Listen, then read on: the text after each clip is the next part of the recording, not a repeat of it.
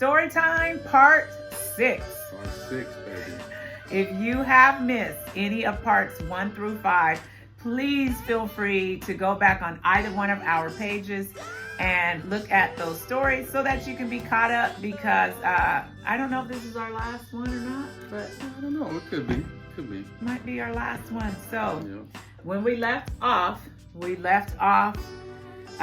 saying that things were about to change in our senior year. So senior year has arrived.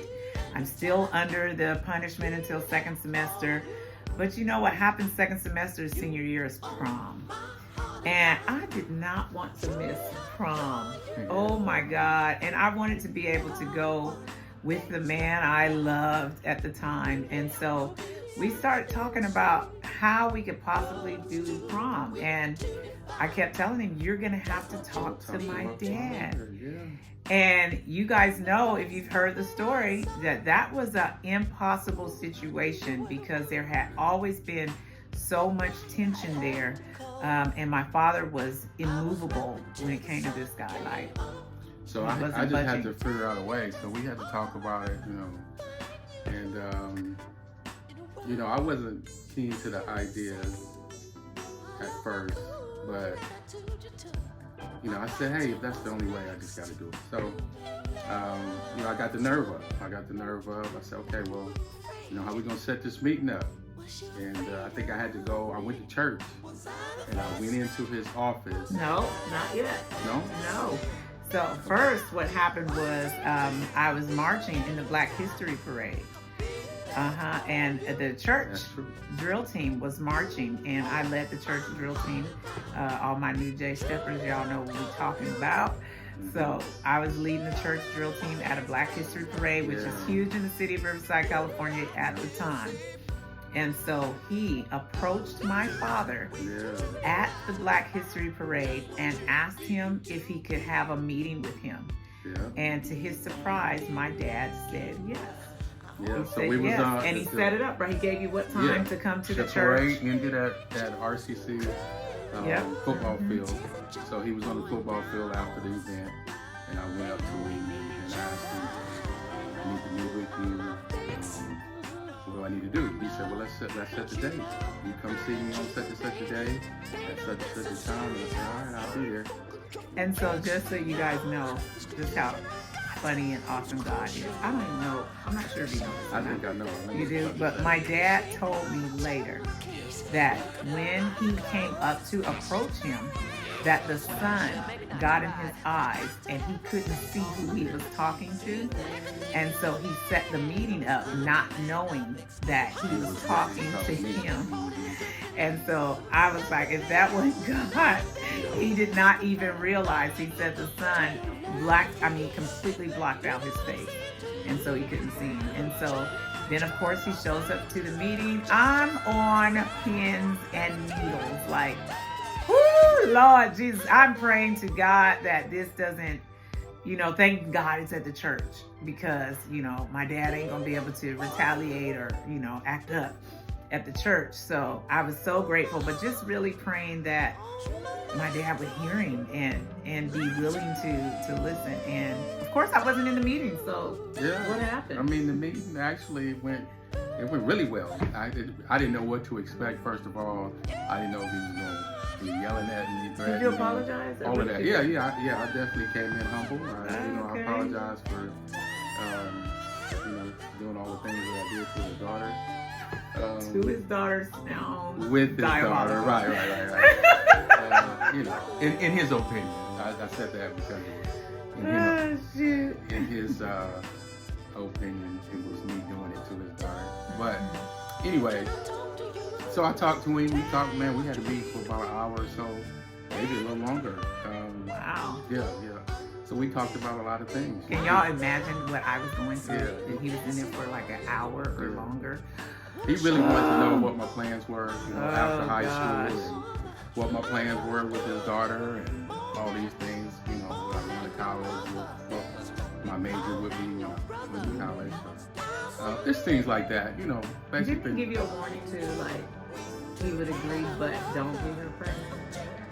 Don't get my daughter pregnant? Well, one of the biggest things was the sex issue, and he just wanted to know. He wanted to tell me, hey, no more of that. He told me that, no more of that. Can I trust you? And of course, I said yes. And the pregnancy thing came out, and I promised I wouldn't get his daughter pregnant. So this now changes the whole stream of everything. It changed everything. So now all of a sudden I'm allowed to have him as a boyfriend. He's over at my house. And I'm incorporated into the family. He becomes family. Yes. So he's over at the house now, 4 or 5 days a week. He's going to church. Now, instead of us being at the house while they're working out, we're working out with them. Yeah, we're playing racquetball So we started going to play yeah. racquetball with them every night, which for any parent, that was the smartest way to do that. So we started going to play racquetball with them nightly. We hung out with them like they were the homies. Like we went to the movies with them, which, probably should have been done years prior to that. But at any rate, that's when they decided to do it, and they just really took us in as a couple. He did some work with my brother, didn't he? He went on a few trips with my brother to work. I had to make some bread. Oh, for prom. Yeah. That's right. Sure so, did. Her brother had a few gigs lined up, so he said, "Hey, you want to make some money? Man, come on and roll with me." And I did, for sure, I did. Yeah, made a little bread. Yep, and so we were preparing for prom, excited that we got to go out and got to go together.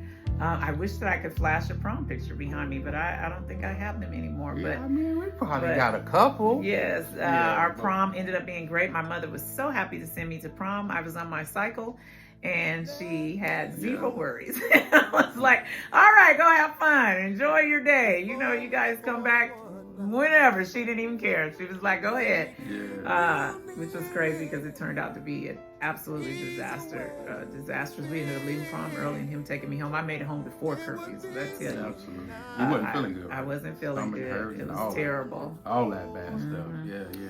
So that was second semester. We're doing very well. Both of our parents are on board with our relationship. We are finally allowed to date, and his mother was okay with it finally, because even as parents, they had gotten into it before, but now we're all one big happy family. And as a matter of fact, it's time for him to make some decisions about college, and he's going to visit LSU in Louisiana, and he goes on a visit, and lo and behold, this guy has had one other girlfriend besides me that lived in his hometown of Crowley, Louisiana, and he went back there for a college visit and did. That just happened. Listen, it just happened. I went home for a minute. LSU was about an hour and a half or so west of my hometown, so I had to go visit my people. Yeah, and in the meantime, made a huge mistake. I did. I don't know how the hell she found out about it, but he made a huge mistake back there.